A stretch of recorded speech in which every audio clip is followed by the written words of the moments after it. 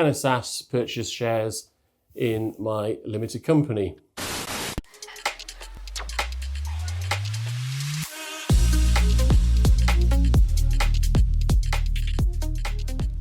Purchasing shares in the limited company is something you actually have to be very careful about. The maximum amount of shares that a SSAS can purchase in an existing limited company is restricted to 5% of the value of the SSAS. So you can't do any more than that. So you do have to be careful. So therefore, obviously, if you have a SSAS which is worth £100,000, the maximum that you can invest in your own connected limited company would be £5,000. However, if you decide to invest in a brand new company which clearly has no value and you would be, say, setting up for £1, in theory the SSAS could buy all of the shares, but in reality you wouldn't want to. The ideal scenario would be the SSAS at the very beginning of a company should not really own any more than 49% because you don't want the SSAS to have a controlling interest in the company. So as you can see, if the amount of shares that you can buy in your connected limited company is limited to 5% of the SSAS value, you're probably going to be having to wait quite some time before you could actually introduce significant capital to the business.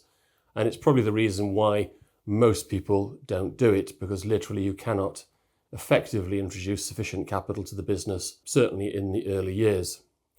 However, if your SSAS has got significant value, and significant probably being well over £500,000, then clearly 5% of the value of the SSAS could start to become to a significant amount to allow you to introduce potentially new capital to the business. As a good example, we are actually currently in the middle of arranging a preference share purchase for one of our SSAS clients. Their SSAS is currently worth £6.5 million.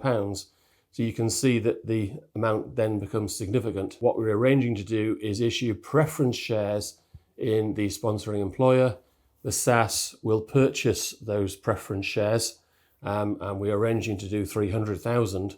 So again, you can see that at that level, the capital introduced to the company is significant, and this is going to enhance the trading ability of the sponsoring employer.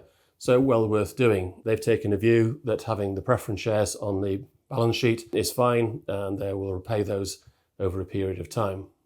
As you can see, this is a fairly unusual piece of planning using SSAS. Certainly in my experience, we're arranging one at the moment to purchase the preference shares, and it's the first time we've purchased shares in a company in 10 years. So it is a very unusual piece of planning and not really suited to most people to raise capital for their businesses. I think there are probably easier ways to arrange to raise capital for your business. If you are looking to purchase shares in your company, in your SSAS, please let us know what your end goal is and leave us a comment below.